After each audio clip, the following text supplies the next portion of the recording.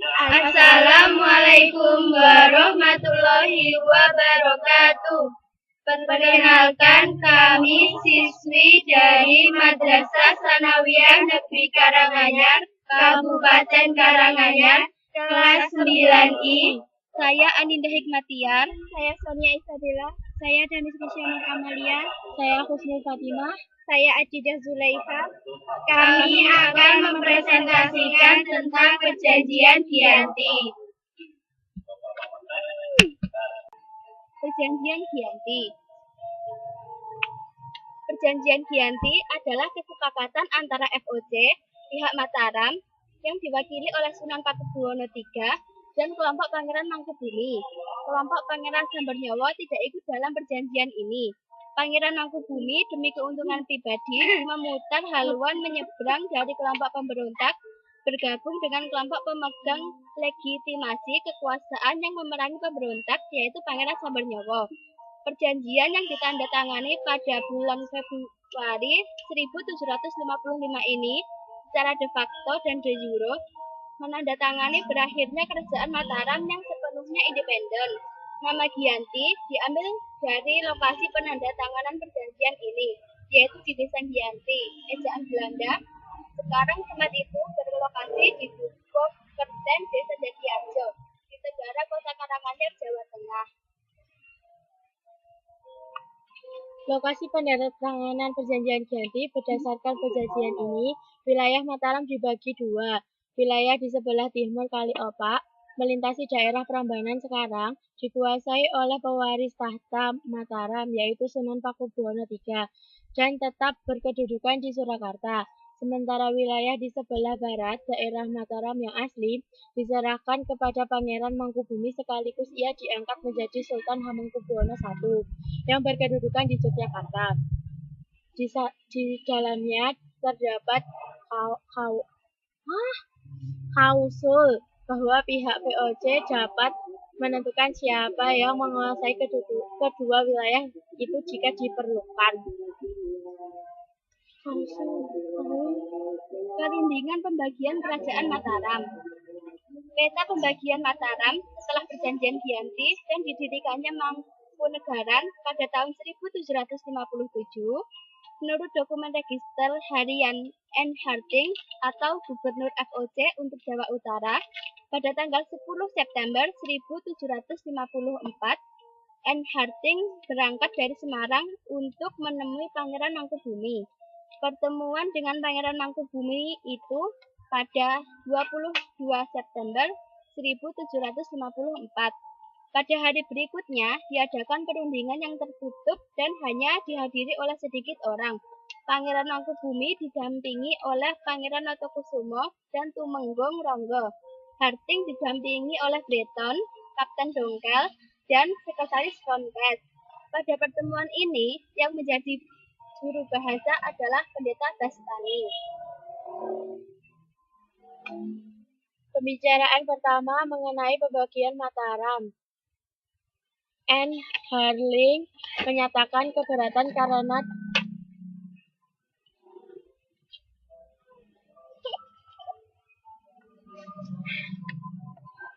tidak mungkin ada dua buah matahari. Mangkubumi menyatakan di Cirebon ada lebih dari satu sultan. Harding menawarkan Mataram sebelah timur. Usul ini ditolak sang pangeran. Perundingan berjalan kurang lancar karena masih ada kecurigaan di antara mereka. Akhirnya setelah bersumpah untuk tidak saling melanggar janji, maka pembicaraan menjadi lancar kembali. Gelar Sunan dan menemukan daerah mana saja yang akan dikuasai oleh beliau.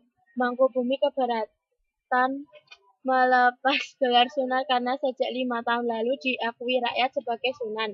Pangeran Mangkubumi diangkat sebagai Sunan yang dipertuan atas kerajaan Mataram ketika Pakubuwono II wafat di daerah Kebanaran. Bersamaan VOC melantik Adipati Ano menjadi Pakubuwono III. Perundingan terpaksa dihentikan dan diteruskan keesokan harinya.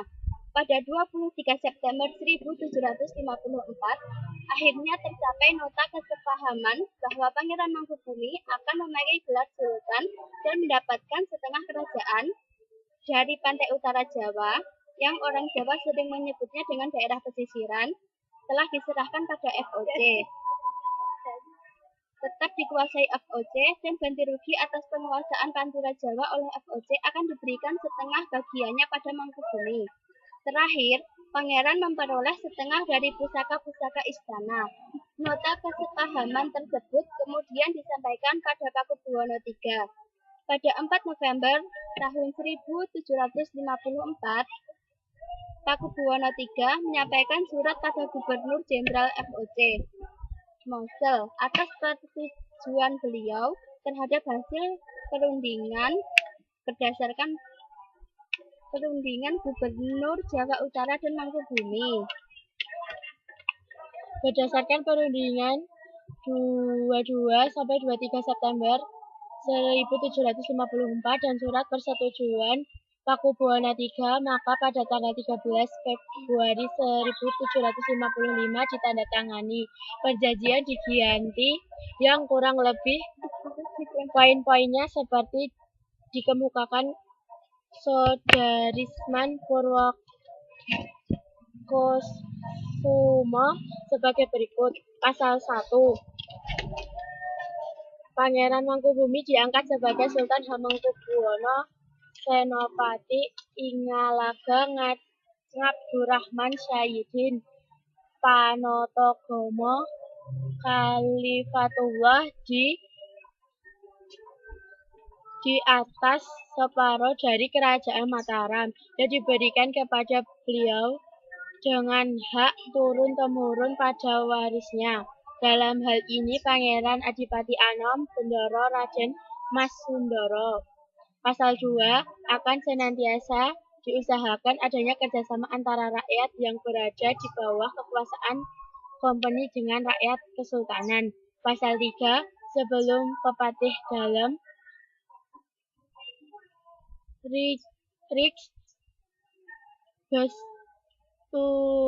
Riksturjar dan para bupati mulai melaksanakan tugasnya masing-masing, mereka harus melakukan sumpah setia pada kumpeni di tangan gubernur. Intinya, seorang patih dari dua kerajaan harus dikonsultasikan dengan Belanda sebelum kemudian Belanda menyetujuinya. Pasal 4. Sri Sultan tidak akan mengangkat atau memberhentikan pepatih dalam dan bupati sebelum mendapatkan persetujuan dari kompeni.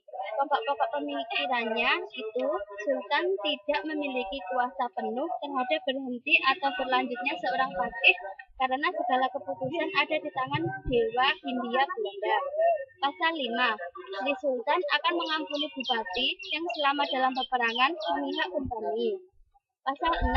Sri Sultan tidak akan menuntut haknya atas Pulau Madura dan daerah-daerah pesisiran yang telah diserahkan oleh Sri Sunan Pakubuwono III kepada kompeni dalam kontraknya pada tanggal 18 Mei 1746. Sebaliknya, kompeni akan memberi ganti rugi kepada Sri Sultan 10.000 real tiap tahunnya.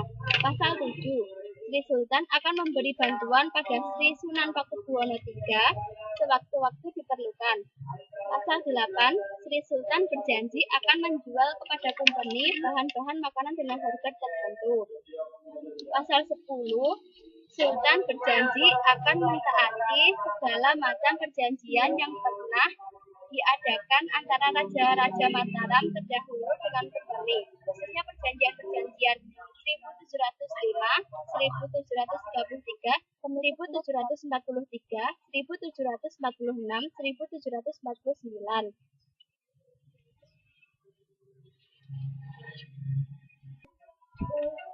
Perjanjian ini dari pihak FOC ditandatangani oleh N. Harding, W. van Ossendrecht, J.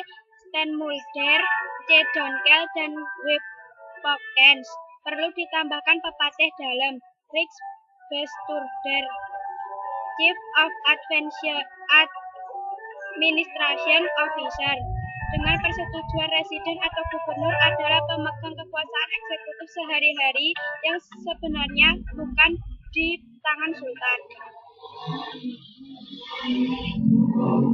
Badai belum berlalu, perjanjian Giyanti belum mengakhiri kerusuhan karena dalam perjanjian ini kelompok Pangeran Sambernyawa atau Raden Mas Said tidak turut serta. Mengapa dalam perjanjian Giyanti ini Pangeran Sambernyawa tidak turut serta? Para pujangga Jawa dan sejarawan rupanya enggan untuk menulis persoalan detail sekitar perjanjian ini, atau paling tidak generasi muda diberi suatu informasi yang benar sebagai landasan membangun mentalitas bangsa pentingnya persatuan. Dalam perjanjian Giyanti ini Pangeran Sambernyawa adalah rivalitas Pangeran Mangkubumi untuk menjadi penguasa nomor 1 di Mataram. Perjanjian Giyanti merupakan persekongkolan untuk menghancurkan pemberontak. Berhubungan pemberontak Mangkubumi sudah bertobat dan kembali bersama VOC, dan Pakubuwono III bersekutu kembali untuk tujuan yang sama, mematahkan dan menumpas pemberontakan. Pemberontakan yang dimaksud dalam persekutuan dengan perjanjian Giyanti adalah Pangeran Sambernyawa. Sebagai pemimpin pemberontak, Pangeran Sambernyawa dinyatakan sebagai musuh bersama. Di sini perjanjian Giyanti terjadi, bukannya tanpa sebab. Sebab yang utama adalah penyeberangan Pangeran Mangkubumi dari memberontak menjadi sekutu VOC dan Pakubuwono III. Mengapa dan bagaimana Pangeran Mangkubumi yang telah lari dari keraton dan menggabungkan diri dengan pemberontak tiba-tiba kembali memerangi pemberontakan? Dengan perjanjian Giyanti, Pangeran Mangkubumi sudah bukan lagi sebagai penjabat bawahan Pakubuwono III, melainkan sebagai penguasa yang demi alasan ketentraman kerajaan memainkan peran memerangi di pemberontakan. Di sini rupanya sejarah ada yang disembunyikan dan ditutup-tutupi. Pangeran Mangkubumi dan sebelum perjanjian Giyanti memusuhi FOC secara tiba-tiba terbalik bahu-membahu memerangi pemberontak. Apa latar belakang yang mendasari sehingga terjadi persekutuan baru FOC, Pakubuwono III dan Pangeran Mangkubumi? Persekutuan Pakubuwono III dan FOC sudah bukan barang baru lagi karena keduanya bersekutu untuk menumpas pemberontakan. Pangeran Mangkubumi merupakan persoalan tersendiri karena bersama Pangeran Sambernyawa berada dalam posisi pemberontak dan memusuhi FOC. Pangeran Mangkubumi dan Pangeran Sambernyawa tidak kompak dalam menghadapi VOC. Keduanya berselisih dan puncak perselisihan itu mengemuka dengan penyebarannya Pangeran Mangkubumi ke pihak lawan VOC. Penyeberangan itu dilakukan karena kekuatan bersenjata Pangeran Mangkubumi mengalami kekalahan yang sangat telak dan Pangeran Mangkubumi tidak ingin kehilangan kekuasaannya atas kekuatan bersenjatanya akibat kalah dengan Pangeran Sambernyawa.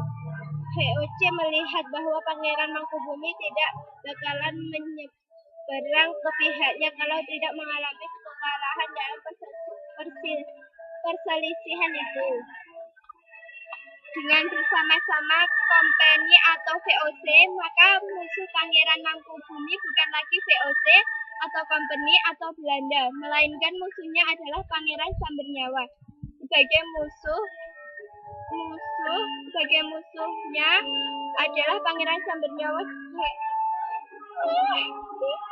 sebagai musuh bersama VOC atau Kompeni atau Belanda, Pakubuwono III, Pangeran Mangkubumi. Sebelum secara bersama bahu-membahu bertindak melenyapkan Pangeran Sambernyawa, di sini tampaknya dengan jelas bahwa pembagian Mataram menjadi Keraton Yogyakarta dan Keraton Surakarta adalah kesepakatan VOC dengan Pangeran Mangkubumi yang digelar dengan Giyanti. Sekian dari kami, apabila ada kesalahan kami mohon maaf.